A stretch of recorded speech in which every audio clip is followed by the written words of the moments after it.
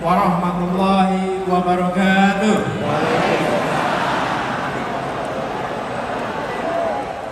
Selamat siang, salam sejahtera untuk semuanya. Selamat datang seluruh relawan dari seluruh tanah air. Boleh tepuk tangan buat semua yang ada di sini.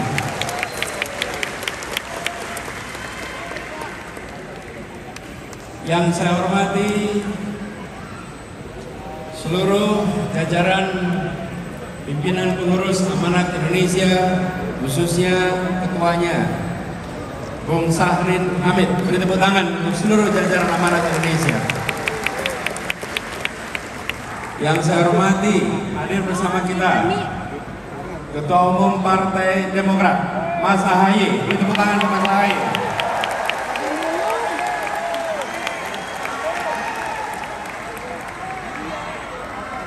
Yang saya hormati, Presiden Partai PKS, Bapak Ahmad Sayhu.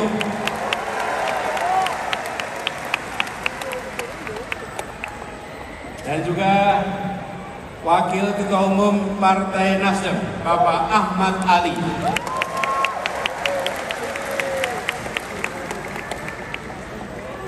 Para pimpinan partai politik yang hadir di sini dan juga para simpul-simpul relawan, hadirin sekalian, termasuk hadir bersama kita sebenarnya ada duduk di belakang sana, Ibunda tercinta, Ibu Arya Asif Baswedan.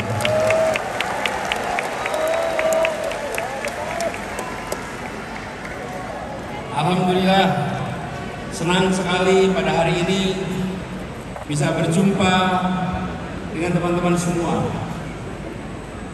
Hadir tempat ini di ruang lapangan tenis indoor. Nampaknya jumlah yang hadir lebih banyak daripada yang diduga. Barangkali berikutnya kita bisa pakai Jakarta International Stadium.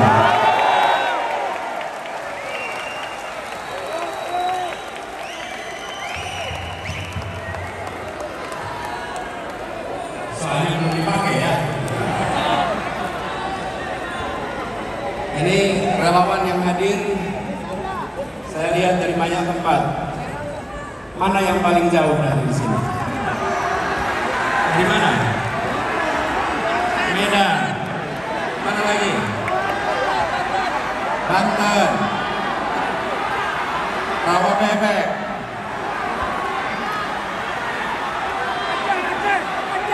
Sukabumi. Kalimantan. Ambon. Cirebon, mana? Pekanbaru, Aceh,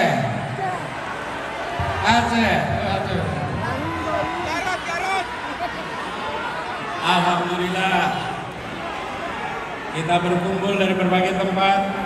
Karena itu izinkan kepada semua saya memulai dengan menyampaikan ucapan selamat Idul Fitri mumpung kita masih di bulan Syawal. Minal aidin wal faizin, taqabbalallahu minna wa minkum. Mohon maaf lahir dan batin. Insyaallah amal ibadah kita di bulan dan kita berhasil mencapai derajat muttaqin. Dan semoga semangat yang kita dapatkan selama kita menjalankan ibadah di bulan suci Ramadan akan menjadi modal bagi perjuangan kita di bulan-bulan ke depan. Saudara-saudara sekalian, Bapak Ibu yang saya hormati, kita berada di tahun 2023. Bila kita tengok kembali perjalanan bangsa ini, bukan perjalanan yang singkat, yang kecil, tapi perjalanan yang panjang dan besar. Saya ingin dalam kesempatan ini menengok ke depan dengan melihat perkembangan sejak awal bangsa ini terbentuk. Indonesia adalah masyarakat di Nusantara yang pada tahun 1928 lokasinya di Jakarta memutuskan untuk menjadi satu bangsa, memutuskan untuk menjadi satu tanah air dan satu bahasa persatuan. Sebuah keputusan besar untuk menjadi Indonesia di 1928. Itulah satu yang pertama, menjadi satu bangsa dengan satu bahasa persatuan. Lalu kemudian kita berjalan 17 tahun kemudian kita mendapatkan satu yang kedua, yaitu satu negara. Kita merdeka menjadi sebuah negara Republik Indonesia. Ini adalah satu yang kedua. Dan pada saat Republik ini berdiri, para pendiri Republik bukan hanya menyusun cita-cita. Semua rakyat berjuang untuk apa? Menghadirkan yang disebut dengan janji kemerdekaan. Janji kemerdekaan. Itu tahun 1945. Ini satu yang kedua. Satu yang ketiga. Di tahun 50 kita kembali menegaskan bahwa Indonesia bukan kumpulan negara kecil-kecil, tapi kita adalah sebuah negara kesatuan Republik Indonesia.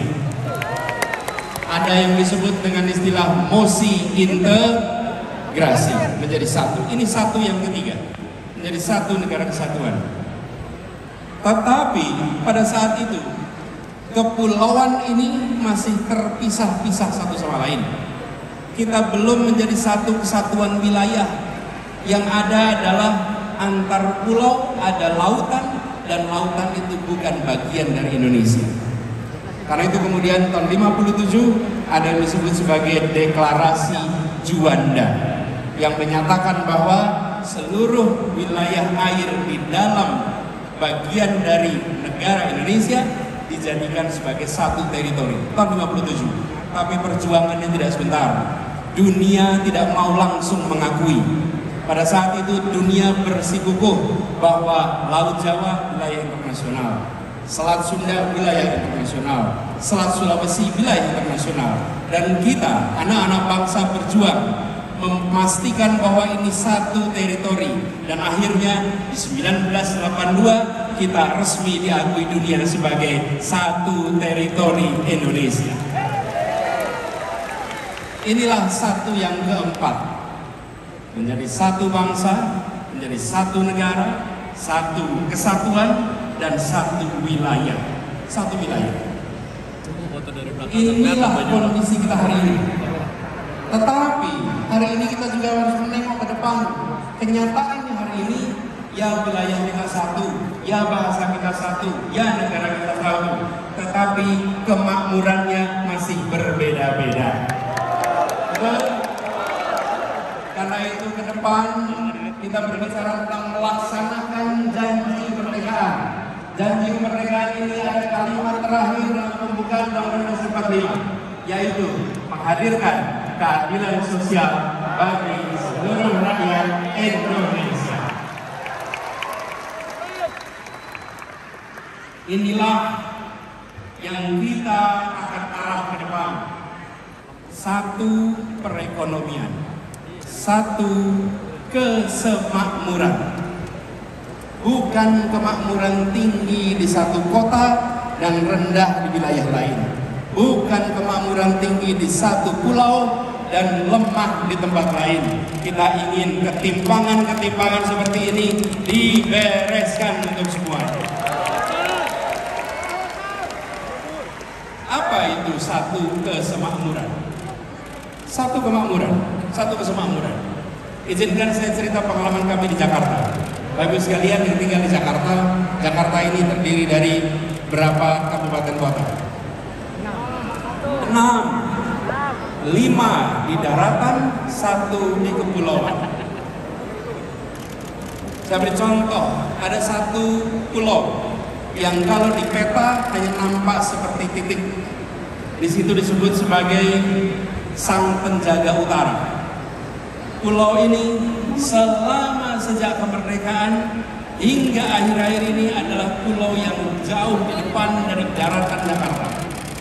Lokasi pulaunya lebih dekat ke Sumatera daripada ke dermaga Sunda Kelapa. Lebih dekat ke Sumatera, tapi dia bagian dari Jakarta. Dan di pulau ini puluhan tahun tanpa listrik, puluhan tahun kesulitan air bersih, puluhan tahun hanya sesekali kapal melintas, namanya Pulau Sebira. Bila kita menyaksikan Jakarta hanya sebagai urusan daratan, maka tempat ini akan terus-menerus dibiarkan. Pendekatan kita adalah Jakarta harus satu kesemakmuran. Apa yang terjadi? Dibangun pulau itu, dikirimkan pesan kepada semua 11 pulau yang berada di luar daratan Jakarta. Mereka sekarang ini semua menikmati listrik lengkap, air bersih lengkap, akses kesehatan lengkap, akses pendidikan lengkap. Ini adalah komitmen kita bahwa berada dalam sebuah wilayah yang sama, teritori yang sama, kita harus bisa satu kesemakmuran. Dan ketika ini diterapkan, prinsip kita adalah begini. Lokasi pulau itu memang jauh dari Monas, tapi dia adalah bagian dari Jakarta. Anda semua yang hadir di sini, yang dari Aceh, hitungan kilometernya dari Jakarta memang jauh, tapi Anda 0 kilometer dari Ibu Pertiwi. Dari Papua, hitungan kilometer dari Monas memang panjang, tapi Anda 0 kilometer dari Ibu Pertiwi. Dari manapun Anda berada di tempat ini, hitungan kilometernya panjang, tapi sesungguhnya Anda 0 kilometer dari Ibu Pertiwi. Inilah yang harus dikembalikan. Inilah yang harus menjadi pegangan kita, bahwa republik ini tidak didirikan dengan perhitungan ongkos, untung dan rugi.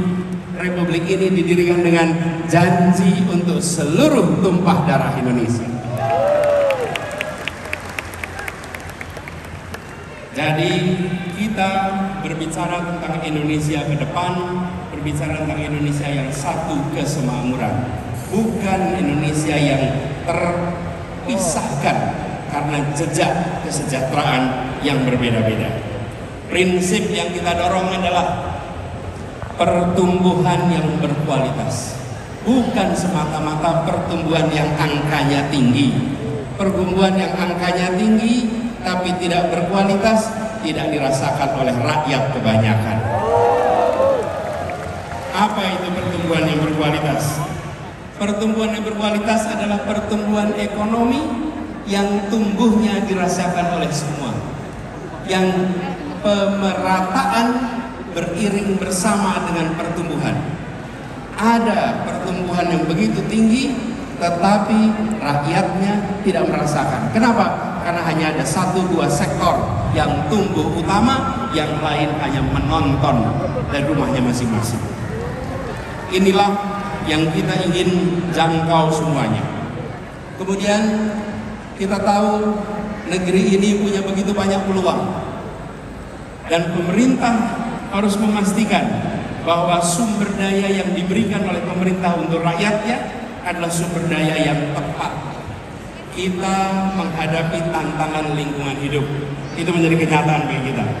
Solusi menghadapi masalah lingkungan hidup, apalagi soal polusi udara, bukanlah terletak di dalam subsidi untuk mobil listrik, yang pemilik mobil listriknya adalah mereka-mereka yang tidak membutuhkan subsidi.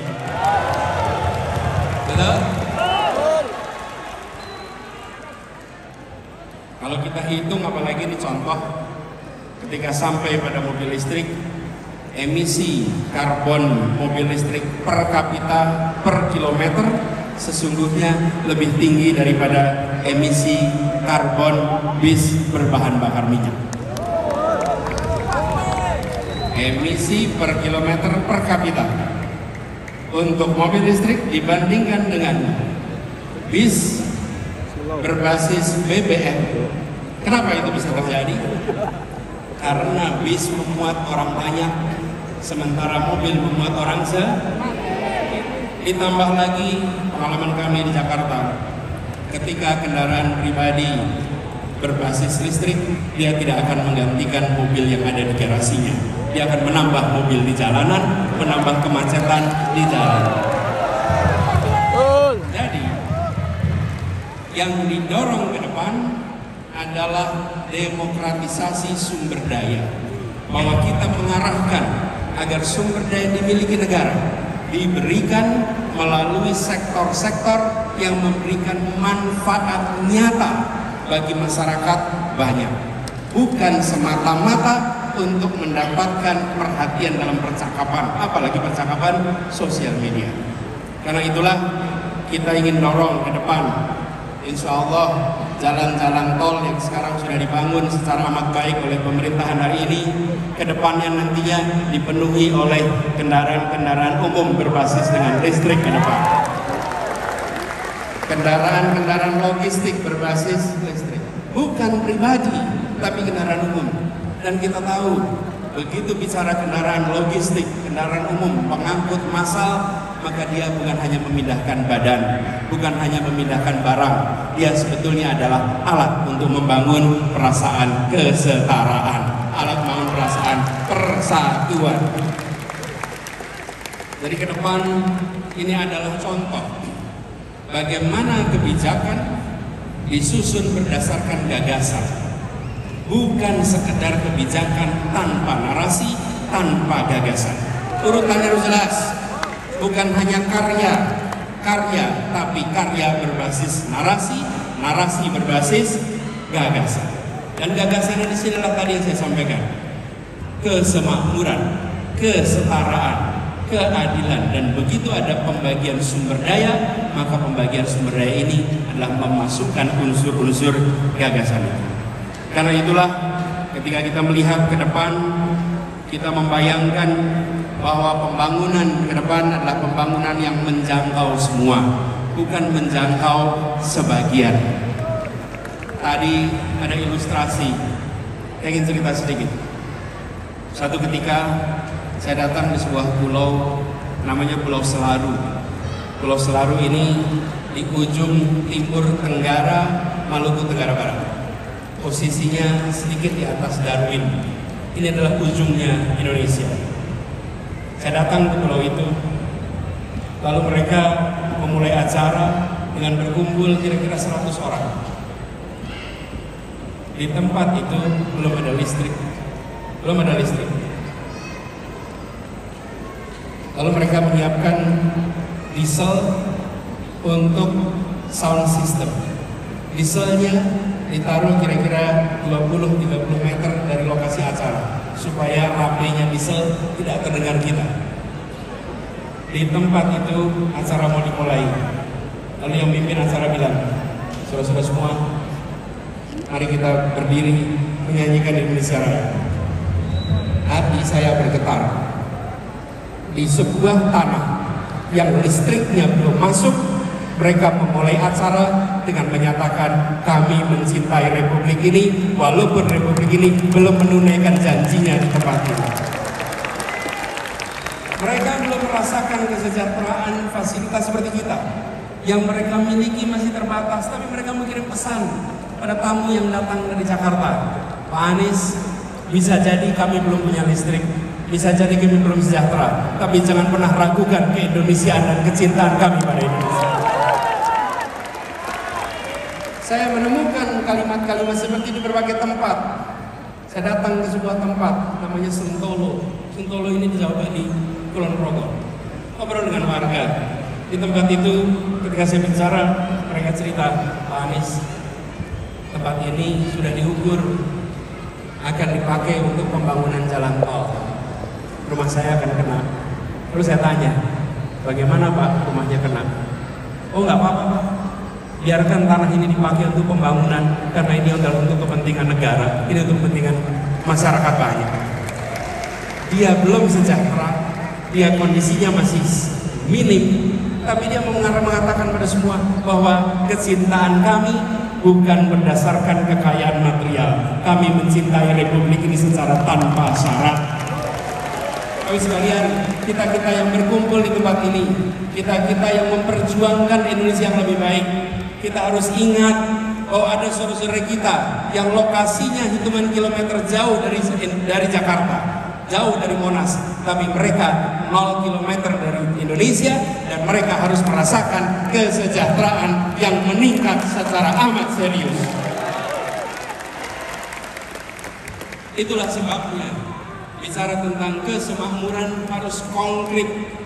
Kami coba wujudkan kemarin di Jakarta, dan insya Allah bila Allah nanti takdirkan tahun depan kita akan merasakan sebuah penentuan arah pemilu Pilpres 2024 bukan soal meneruskan atau tidak meneruskan sebuah program. Bukan. Pemilu 2024, pemilu 2019, pemilu 2014, dan pemilu-pemilu lainnya adalah sebuah kesempatan untuk menengok kembali arah perjalanan bangsa. Republik ini didirikan dengan cita-cita, dengan janji menghadirkan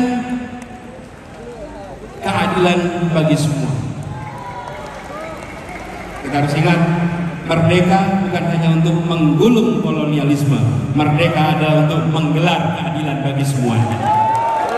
Merdeka menggelar kesejahteraan bagi semuanya. Dalam perjalanan ini, setiap 5 tahun sekali kita berhenti menengok kembali ke titik asal. Apakah kita masih berada di dalam rute yang benar untuk meraih cita-cita itu? Seperti kalau kita melakukan pengembaraan pecinta alam berjalan memasuki medan alam terbuka, mereka bawa kompas, tentukan tujuannya, titik awalnya di sini. Setiap 1 jam sekali, setiap 5 kilometer sekali mereka berhenti mengecek apakah kita masih berada di dalam rute yang tepat. Indonesia setiap 5 tahun sekali mengecek apakah kita masih berada di dalam arah yang benar. Itulah sebabnya yang kita akan lakukan adalah luruskan jalan, hadirkan keadilan.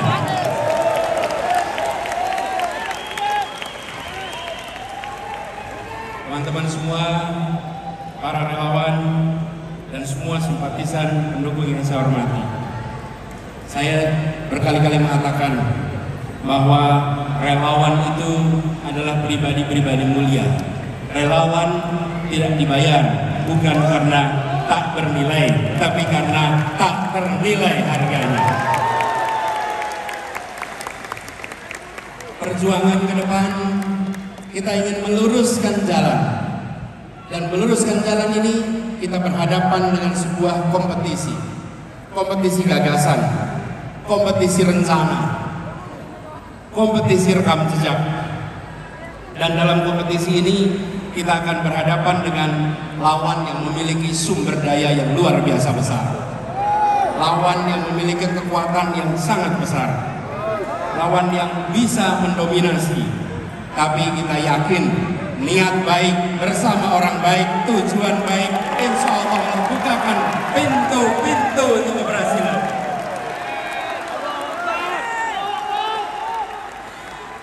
Kita tidak pernah gentar dengan ukuran material. Kita akan tunjukkan kekuatan spiritual yang kita miliki untuk meraih yang dijanjikan oleh Republik ini. Ini bukan tentang satu orang, ini bukan tentang satu partai, ini adalah tentang nasib masa depan bangsa kita dan anak-anak dari bangsa kita. Jaga kemuliaan perjuangan ini, jaga kehormatan perjuangan ini. Kirimkan pesan-pesan yang mempersatukan, kirimkan pesan-pesan yang menunjukkan bahwa kami tidak jual murah idealisme itu, kami junjung tinggi idealisme itu. Tunjukkan bahwa kita punya rekam jejak yang baik, punya rekam gagasan yang baik, punya rekam karya yang baik. Karena kita punya itu semua, kita tidak perlu berbohong. Kita tunjukkan kenyataan. Bila rekam jejak kita bermasalah, bila rekam gagasan kita bermasalah, bila rekam karya bermasalah, baru di situ ada kebohongan-kebohongan. Karena itu kalau kita menyaksikan ada kebohongan diproduksi, sebenarnya itu adalah cerminan rasa tidak percaya diri atas diri.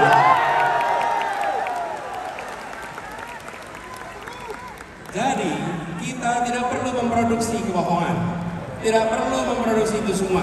Tunjukkan kenyataan dan biarkan kenyataan memenangkan pertarungan gagasan, memenangkan pertarungan rekam jejak, memenangkan pertarungan karya.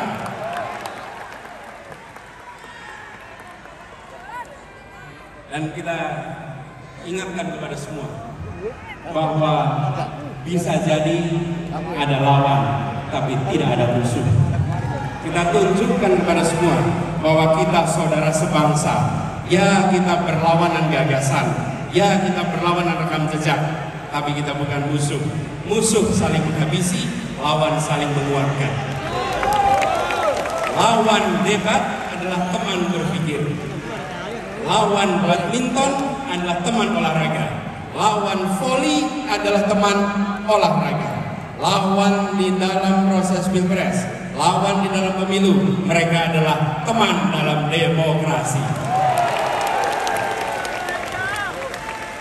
Dan kita kirimkan pesan kepada semua, ini demokrasi modern. Ini bukan pengaturan negara dengan cara-cara yang non-modern.